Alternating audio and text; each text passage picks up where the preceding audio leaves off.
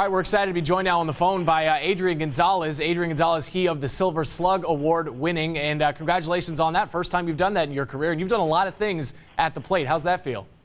It feels great. Thank you. It's really an honor, and I'm, very thankful for all the people who voted for me for the Silver Slugger, and it's a great honor, and I'm just very humbled and excited about it.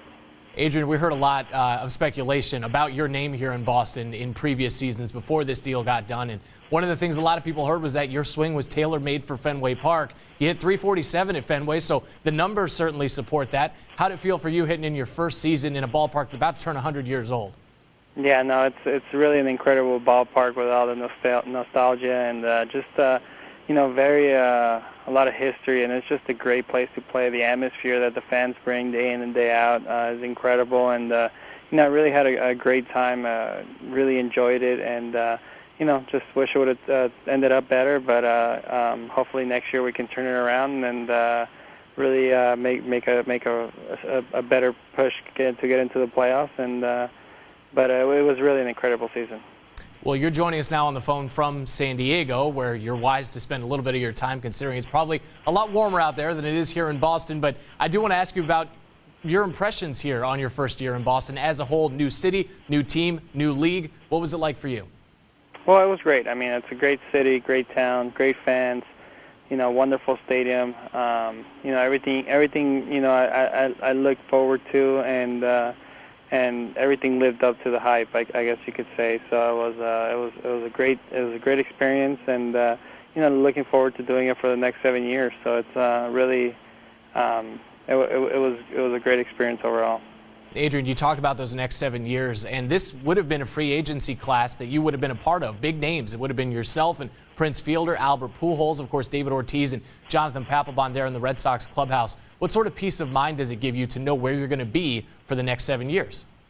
Well, it's always great to have that, like you said, the peace of mind to know that you don't have to go out and I guess put yourself out there for bidding and to weigh all the options and everything. I've been in I guess in a place where I've been under control my whole career, and it's just great that way. I feel like you can just focus on playing the game and winning games and not focusing on, being that I would have been going into free agency, you start focusing on certain things outside of just trying to help the team win. So, it's great security, and then, I feel like that's the best way to do it.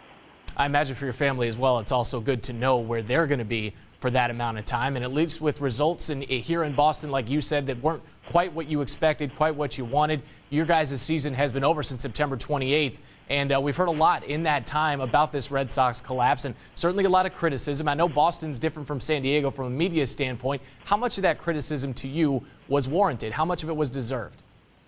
Well, I mean, everybody's got a story to tell, and most people are, you're going to look for a story, and definitely a lot of stories came up, and not all of them are true. Some of them are, and some of them are not. So. It is what it is, and just look forward to not having anything like that pop up in the future. All we have to do is play better and get into playoffs. And Adrian, specifically, some things that you were criticized for saying about the way things went down in the regular season, some comments that you made. You went on a couple radio stations. You've kind of cleared the air with regard to what you had to say. Why do you think your comments were blown out of proportion to the extent that they were? Because we lost. If we would have won, I would have said the same exact thing, and nobody would have said a thing about it. So, it is what it is, and you just, I guess from my perspective, just understand where I come from, and that's about it. To see such speculation about some things that were private that went on within that Red Sox clubhouse in terms of players not having each other's backs, and then there's drinking and fried chicken and all this sort of thing, it seemed like a new thing would come out here every other day or so. For you, being new to Boston, being new to the American League, how surprising was that for you to find out that such private things were being made public? Well, I mean, the first thing is I felt like the players, we all had each other's back, and, I think we still do. That's not something that was ever questioned. I think we all believed in each other, and we all pull together as a team. So, I don't believe it. I don't know. It's just my perspective, but everything that's come out I don't think it has been from a player that has leaked these things. So we do have our own back, and just look forward to again doing better next year. So these kinds of things don't happen. And Adrian, you talk about your perspective, certainly a better insight than any of us are ever going to have. We're allowed in that clubhouse for a few minutes before the game, but then we got to be out of there. So I want to ask, how close was that clubhouse? Did it really need more leadership, or was it just the fact you guys weren't winning baseball games? If you had been winning games, would this even be an issue?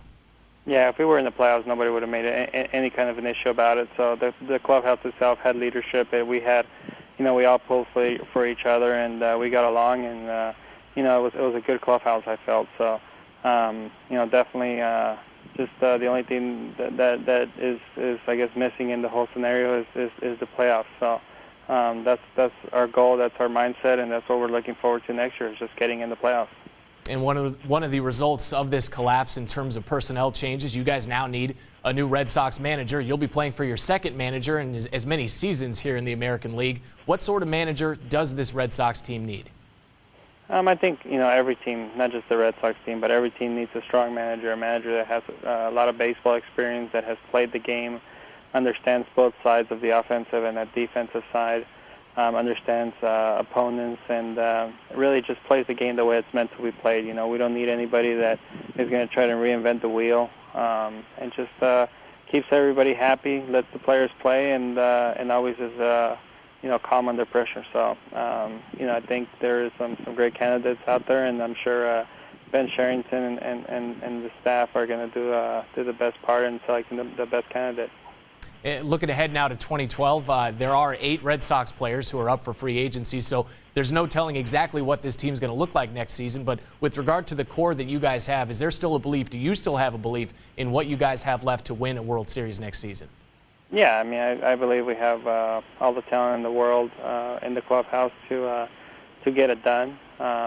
We just got to win those games. I guess this year it would have been at the beginning or in September. I mean, if we would have started, I guess you could say 4-8, we wouldn't be talking about this. If we would have finished, 9-19, we wouldn't be talking about this. So, just play great baseball all season long, and we'll be in the playoffs. So, all we have to worry about is just continually trying to grind it out each and every at bat, each and every play, and for the whole 162 games. Adrian, you talk about what the record needed to be in September for you guys to make it to the playoffs. It sounds like you've run through a lot of those games yourself. How much is that going to stay with you here in the offseason as you prepare for next season? Well, I mean, it's just things that you come with a mindset for spring training to bring up, especially, having a new manager. Those are conversations we can have with say, the new manager, and just say, hey, let's, we could do certain things differently. I believe that we did everything pretty good. Obviously, not everybody's perfect, and not every team is perfect, but, there's obviously things that we can do better, so just emphasize on those things. With regard to your own game, it's hard to imagine that someone can improve on a season that saw them win a Gold Glove, win a Silver Slugger, but we do see an improvement actually with a lot of free agents in terms of their first season to their second season in that new city. Anything you have planned to, boost those numbers somehow? Just strengthen. I mean, I've said this all along that last year I was coming off of surgery, and really my off season consisted of rehab, and there wasn't much strength being done. It was all, I guess you could say 5-pound weights, rehab. I wasn't able to do any of the strength training that I had done in the past. So, I came in a good shape, but obviously if you're not in the best shape you can be, you're going to wear down. And so, my focus this year is just strengthen, get as strong as I can possibly be, so I can stay strong the whole season. All right, well, no surgery for you this offseason. Do you have anything fun planned? I mean, you're already out in San Diego, so it sounds like you're halfway there. What sort of plans do you have for the offseason? No, we're just extremely grateful. We're expecting our first baby girl, and just waiting for our miracle to arrive into here, and just enjoy her blessing. So we're just expecting a baby. All right, Adrian Gonzalez, an all-star, a Gold Glove winner, Silver Slugger, an expectant father. Thank you very much for the time. We appreciate it. Oh, appreciate it. Thank you so much.